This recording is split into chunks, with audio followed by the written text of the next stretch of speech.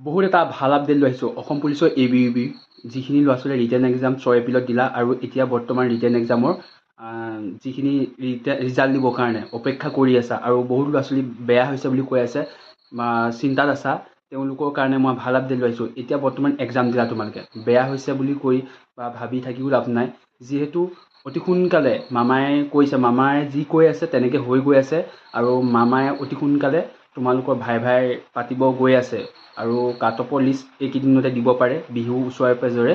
আৰু তোমালোকে যিমান পাৰা ভিডিঅ'টো শ্বেয়াৰ কৰিবা আৰু ভাইৰ প্ৰশ্ন কেনেকুৱা ধৰণৰ আহে কোনো ক'ব নোৱাৰে। নিজৰ ডিষ্ট্ৰিক্টৰ আৰু অল আছামৰ এই গোটেইখিনি যিমানখিনি মন্ত্ৰী হওক জিলাৰ হওক বা কেনেকুৱা ধৰণৰ প্ৰশ্ন আহিছে আছাম কামাণ্ডোৰ যিখিনি ল'ৰা ছোৱালীয়ে দিছে তেওঁলোকক সুধিব পাৰা। আৰু ময়ো এজনক সুধিছিলোঁ লগৰ কামাণ্ডো যিখিনি ভাই দি আহিছে আমাৰ কাহিলীপাৰা পৰিভ্ৰমণ ফিল্ডত। মই তেওঁলোকক সোধোঁতে কৈছে কিছুমানক ৰিজনিং কৰিব দিছে আৰু কিছুমানক নিজৰ ডিষ্ট্ৰিক্টৰ আৰু অল আছামৰ যিখিনি মন্ত্ৰী MLA তেওঁলোকৰ নাম আহি সুধিছে আৰু তেনেকুৱা ধৰণৰ কুৱেশ্যন আহি আছে বেছিকৈ।